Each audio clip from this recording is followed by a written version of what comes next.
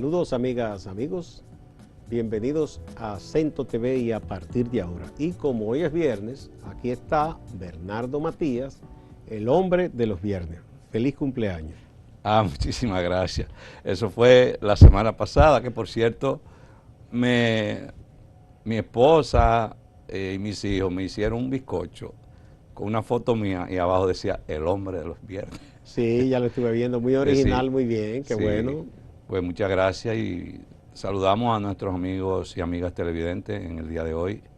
Le enviamos un abrazo solidario ahora en esta Navidad. Y como aquí no se discrimina, saludamos a los liceístas, aguiluchos, a los fanáticos de las estrellas, de los gigantes, de los toros y del escogido. No discriminamos a nadie. Tú dijiste las águilas también. Claro, okay. Águila, licey, pero claro que sí. Por si acaso. Por si acaso. Sí, y también queremos saludar y agradecer, no recuerdo su apellido, Gloria, que hizo unos comentarios del último programa. Sí, muy bien, muy bien. Sí, le agradecemos ese comentario. Sí, ponderando muy bien tu trabajo, qué bueno. Sabes que también de la diáspora hay algunos colegas que siguen este programa. Me hablaba un amigo de los Alcarrizos que hay un colega de Pensilvania que está ansioso, siempre esperando que los viernes le llegue el programa e incluso él tiene un programa de radio y hace comentarios. Pero qué bueno, pues un abrazo a ese hermano que está allá en Pensilvania. De eso que se trata, de ir sembrando y ya la cosecha le toca a otros, pero nosotros somos sembradores en esta tierra. Sí, sí. Ese es nuestro papel. Y va a haber tierras fértiles, tierra árida y tierra rocosa, como dice la parábola del buen sembrador en el Evangelio. Lo importante es que nazca el grano y no la cizaña. Dice Jesucristo que crezcan juntos. Y hay que después cortar la cizaña y dejar el grano, ¿verdad? Sí. Dejar el trigo. La inteligencia está en saber distinguir cuándo es cizaña y cuándo es grano productivo. Ahí hay que ser sabio. ¿Cuál es el plato fuerte de hoy? Vamos a decir el plato, si lo de fuerte va a ser una responsabilidad de usted y mía. Vamos a hablar hoy de un tema que yo he querido titular, el pragmatismo y la involución intelectual creativa en la República Dominicana. Suena como enredado, pero vamos a... Sí, vamos ahí, usted lo explicará. Sí, como siempre, sí. Nosotros intentamos hacer del programa un programa didáctico, que para muchas personas es como refrescar muchos temas, pero para otros son temas nuevos. Excelente, muy bien. Hace más de 3 décadas que en nuestro país nosotros venimos experimentando un decrecimiento en la actividad intelectual creativa. Puntito ahí. 3 décadas, o sea, si estamos en 2021. 80, 90. 91. 2000, sí, 90. Un poquito más hacia atrás entonces. Finales de los 80. De los 80, sí. No, solo para hacer un brevísimo paréntesis, porque en esa época precisamente, un excelente periodista, que es el director del diario Hoy, Bienvenido Álvarez Vega, escribió un artículo que trajo un gran debate entre intelectuales, porque él decía que se puso a revisar los gobiernos de Balaguer de los 10 años y que era un raro gobierno porque prácticamente había excluido a los intelectuales, incluso a los intelectuales que eran balagueristas. Si los tenía nombrado, lo envió al exterior, pero no lo tenía en su gabinete. Y él decía que eso era extraño, porque la inteligencia de la sociedad no se debe excluir de la labor de gobierno, ya sea para elaborar políticas o asesorar. En eso Lionel fue inteligente. Entonces, la estrategia de cooptación. Entonces eso decía Bienvenido en esa época precisamente que usted señala que es la época de donde comienza el declive.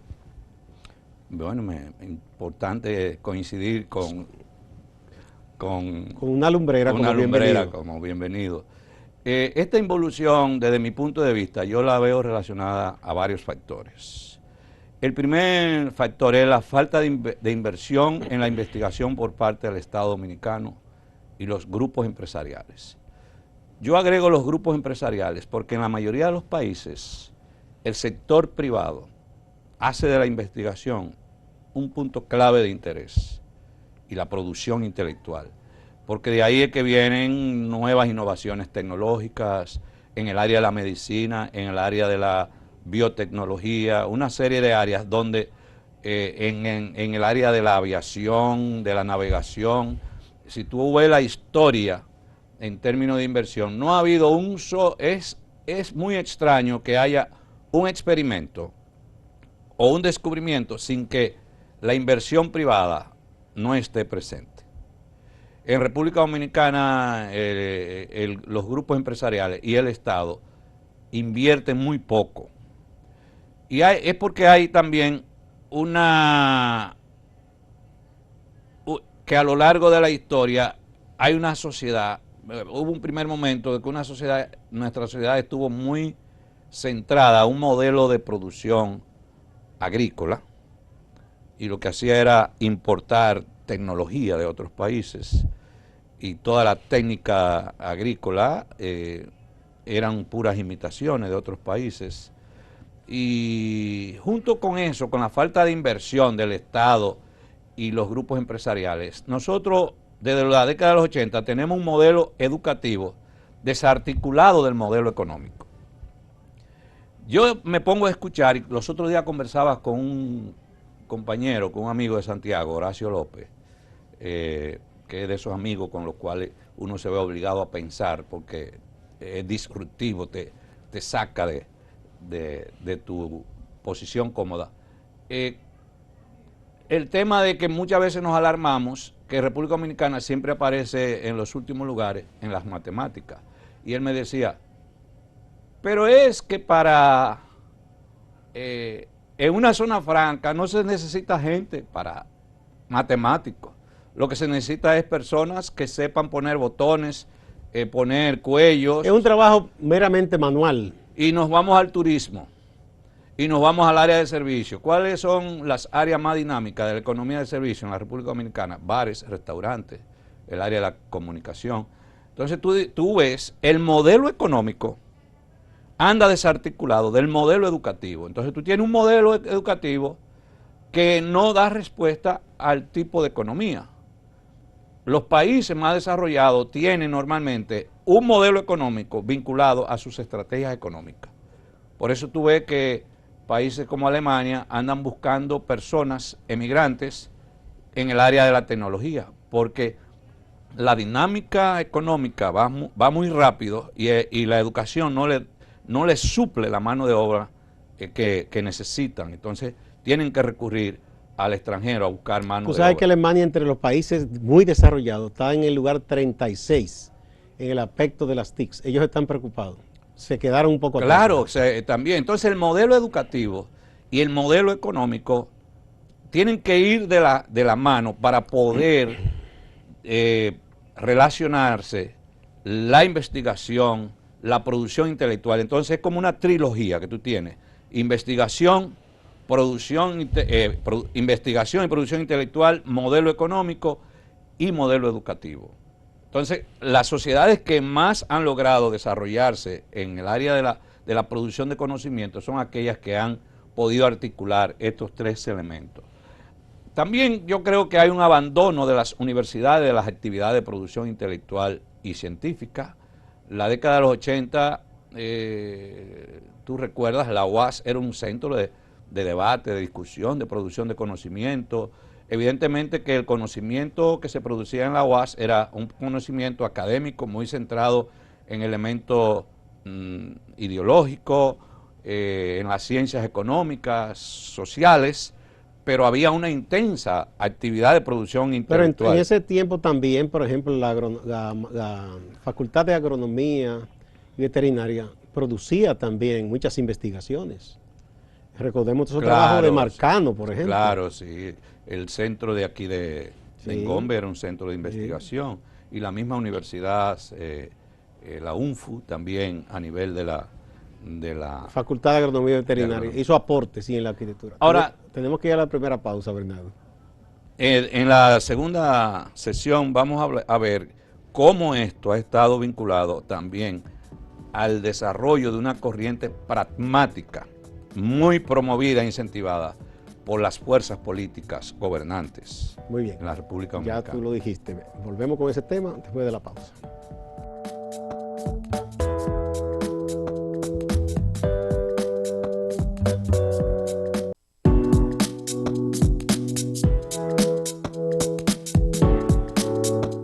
Continuamos con Bernardo Matías. Decía cuando cortamos para la primera pausa, de que en la República Dominicana otro elemento es lo que yo le llamo las corrientes evangelísticas del pragmatismo. Evangelísticas. Sí, que comenzaron a propugnar el pragmatismo como la solución a los problemas de la sociedad dominicana. Que aquí se ha hablado mucho, que aquí se ha escrito mucho, que lo que falta es actuar. Es una verdad. Que no hace falta escribir, ni investigar, No. ni debatir. No, que es actuar. Entonces crecen lo que se empezaron a autodenominarse los pragmáticos versus los teóricos. Lo teórico en República Dominicana es un insulto, en otras sociedades es un halago.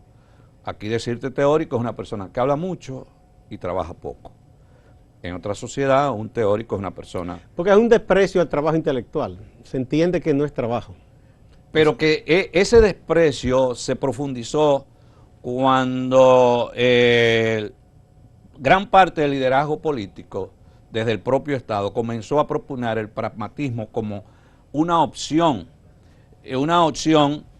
que tiene una sutil mentira.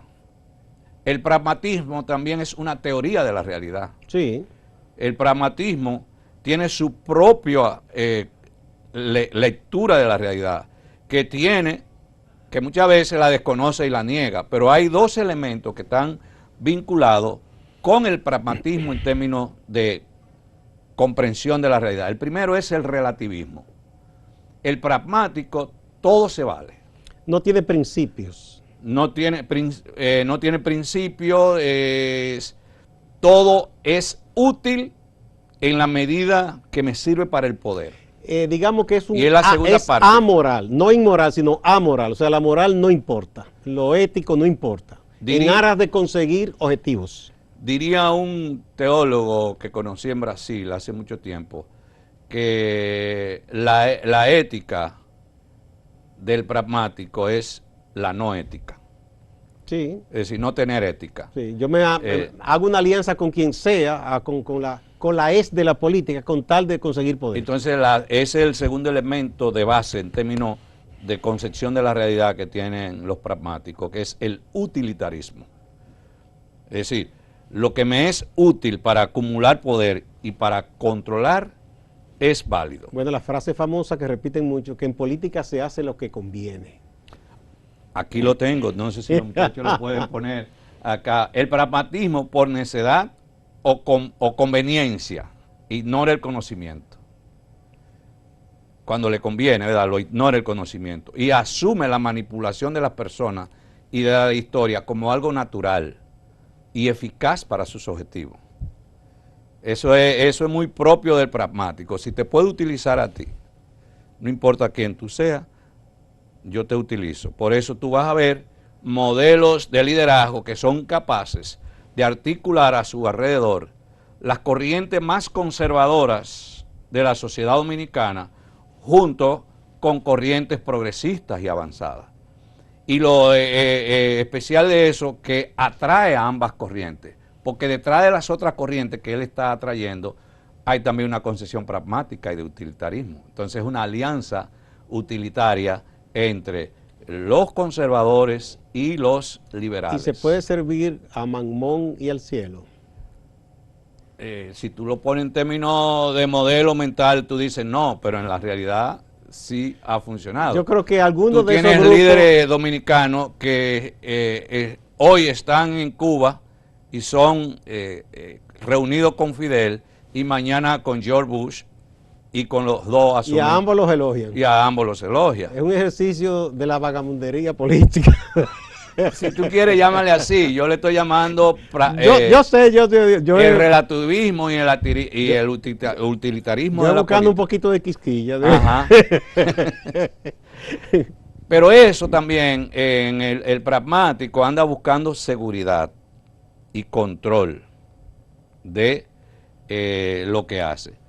Entonces, no es ahora bien, no es casual que los países y las personas que viven en peores condiciones sociales y económicas son las que menos producción de conocimiento tienen. Míralo por persona. Si cada uno de nosotros se pone a hacer un balance familiar y observa cuáles son los hermanos que están en peores condiciones socioeconómicas, son los que menos han estudiado, con excepción los que lograron irse para Estados Unidos quizás, o fueron comerciantes muy inteligentes y montaron negocio, pero normalmente los hermanos y las hermanas en peores condiciones son las que menos han estado vinculados al conocimiento. Y lo mismo por países. Los países que más dominan el mundo son aquellos países que son productores de conocimiento. En el caso de los países pobres y de las personas muy pobres, su saber es precisamente empírico, pragmático, y es un saber que lo que anda buscando es darle respuesta al día a día. Sí, consigo la comida de hoy y la de mañana. La sobrevivencia, su saber está conectado. 7 oficios. Con la sobrevivencia y la cotidianidad. No quiere decir que no haya unos saberes. Sí. Ese es el saber popular. De hecho, tú mencionaste el comercio. El comercio es toda, digamos, una profesión que se aprende a puro tablazos porque comienzan a veces muy explotados esos muchachos en un colmado, por ejemplo, van aprendiendo. Y eso es un conocimiento, el negocio. De sobrevivencia también. Sí. No, y a veces más que obtienen en una importante pequeña empresa. O sea, pero no todos son triunfadores, pero lo tienen mucho. Sí, los países, todo lo contrario, los países los países que producen conocimiento, lo que hacen es ponernos a consumir a nosotros. Y nosotros nos convertimos en consumidores y reproductores de las ideas que ellos producen. Y por tanto somos sociedades de poca creación intelectual. Esto inhibe la imaginación colectiva en los pueblos cuando tú te conviertes en consumidor de conocimiento. Y se acepta como bueno y válido lo que se dice. En los 80 decían, esa es la década perdida. ¿Quién lo dijo y por qué? Y todo el mundo lo aceptó. Además, exacto, ¿qué significa perdido? Sí. En un momento decían, en los gobiernos en que no hay confianza, pero ¿confianza para quién? Y poner a una gente de la calle que no tenía nada como si fuera un empresario y hablar de confianza. Porque confianza es del capitalista que dice si hay confianza para invertir o no. Los países más desarrollados, que no estamos hablando solo de capitalismo, porque por ejemplo Cuba tuvo una época impresionante en términos de producción científica, sobre todo en el área de la medicina, en el área de la biotecnología, en el área farmacéutica. Incluso hay algo interesante que tiene la sociedad cubana y tiene que ver mucho con la misma producción científica en la medicina. La sociedad cubana está, con toda la situación que se le critica y la pobreza de la cual se habla, su población está dentro de la más sana y más longeva del mundo. Porque tiene un buen sistema de medicina preventiva. Pero también la inversión científica en Cuba tiene alrededor de 10 vacunas que la produjeron ellos mismos. Sí, es verdad. Alrededor de 10 vacunas. Sí. Entonces, eso te habla de un país que hizo de la ciencia, de la producción científica, la escuela de medicina, que está reconocida una de las mejores en países de igual nivel de desarrollo, data mucho antes de la revolución, porque desde principios del siglo XX era una escuela de medicina muy conocida, la de Cuba. Claro. Yo quisiera que veamos algunos datos. Bien. Como me gusta siempre traer informaciones estadísticas. Países líderes en publicaciones científicas. Ahí estamos viendo en pantalla. Los 8.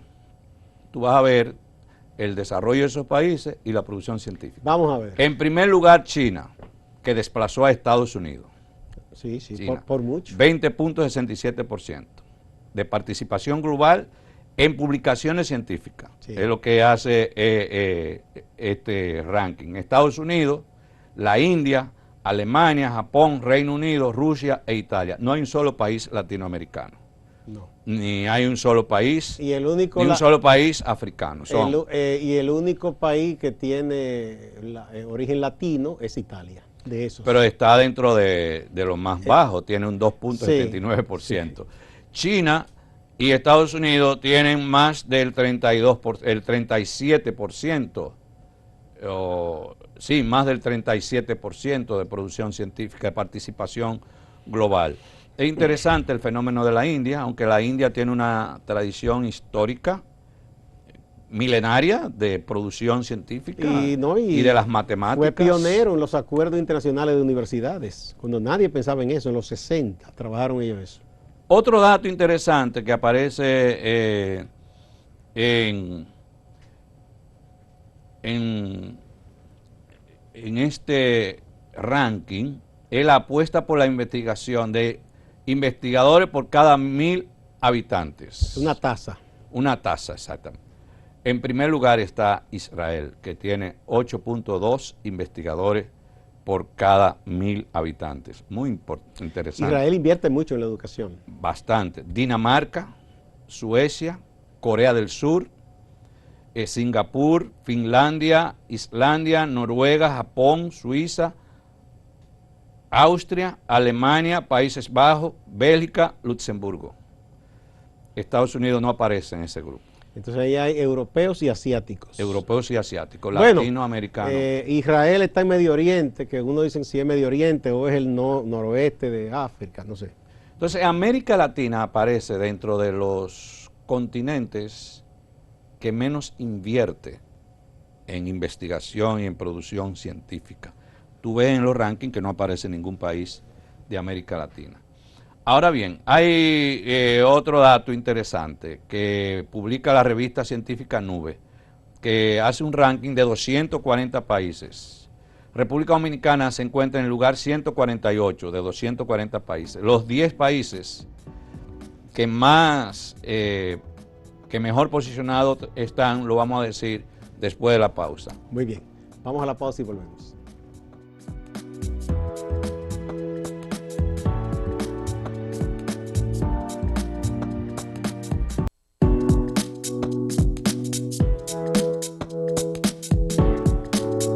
Bernardo Matías, el hombre de los viernes. Continuamos.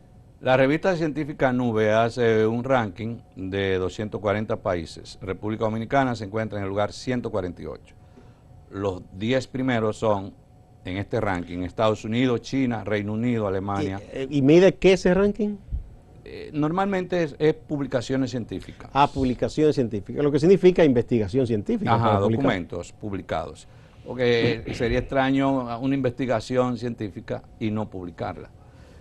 Japón, Francia, Canadá, Italia, la India y España. Esos son los 10 en este ranking. Vamos a repetir esos 10. Estados Unidos, China, Reino Unido, Alemania, Japón, Francia, Canadá, Italia, la India y España. Apareció España, aunque sea en el final, ¿verdad? Como Iberoamérica, ¿verdad? Está, hay otro periódico que hace un ranking que se llama Chicago Journal Rank, en Iberoamérica, de 23 países iberoamericanos. República Dominicana está en el lugar 19. De 23. Allá, casi al final.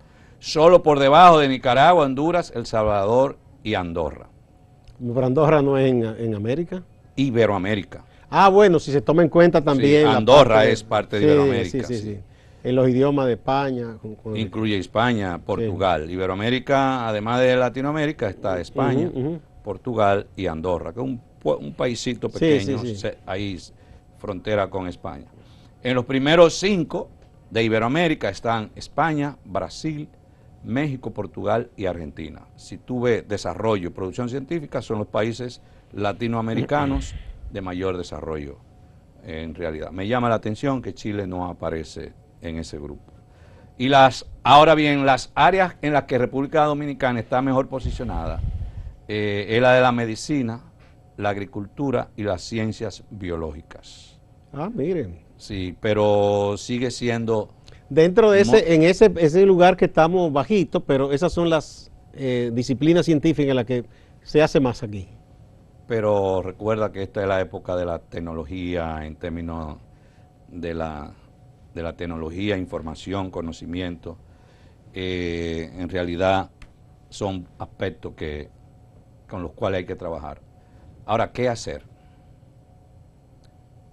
Para ser coherente, tiene que haber un cambio del modelo económico y la transformación del modelo educativo. Estamos hablando de un proyecto a mediano y largo plazo. Tienen que ir de la mano. La economía y la educación en términos de modelos tienen que ir de la mano. Tú quieres ser un país competitivo en términos tecnológicos, tiene que hacer de un modelo educativo más enfocado hacia las ciencias matemáticas, hacia la física y otras áreas. Las universidades tienen que trascender la cultura de formar profesionales consumidores de informaciones. Y para ser empleados también, lo forman para ser empleados. Simplemente para ser empleados, y cada universidad como que en República Dominicana se ha especializado en cuáles son los tipos de empleados que van a aportar a la sociedad. Tú ves que siempre el orgullo de las universidades dice, hoy le entregamos tanto profesional a la sociedad. Nosotros necesitamos universidades y escuelas que generen, que creen una generación de pensadores y productores de pensamiento creativo. Por tanto, hay que promover más la lectura. Yo acabo de dar clase de una materia en la UAS y el método mío en términos de trabajo con los estudiantes es ponerlo a leer texto y hacer un análisis creativo del texto. No logro que pasen del resumen. Bueno, y de resumen nosotros de hicimos muy una mala serie de calidad. programas aquí con gente que está preocupada en las universidades y lo que dicen gente como un científico, como el doctor Albaine Pons, es que el nivel de lectura comprensiva no se ha logrado en mucha gente que está en las universidades. Y no hay manera de hacer pensamiento creativo. Alguna persona, que, como el caso, yo tuve el privilegio de pasar por manos de los jesuitas, tú ves. Y los jesuitas, yo tuve un profesor que nos puso como ejercicio que demostráramos que el círculo era cuadrado y que el cuadrado era circular. Hay que pensar para eso. Sí, nos puso eso de ejercicio. Sí, Entonces, ¿cómo lo hay que esforzarse, hay que estudiar. Otro profesor me puso como examen, dime cuál es el proyecto socialista latinoamericano que no sea una reproducción del modelo socialista europeo. Bueno. Pensamiento creativo. No, y había que analizar de verdad y examinar. Yo me acababa de leer a Mariátegui del Perú, sí, y eso me sirvió para yo pasar la materia. Muy bien, muchas gracias Bernardo. A ustedes también, amigas, amigos, gracias. Recuerden que en la reseña que hacemos de esta exposición colgamos completo el documento que prepara para ustedes Bernardo Matías. Hasta la próxima.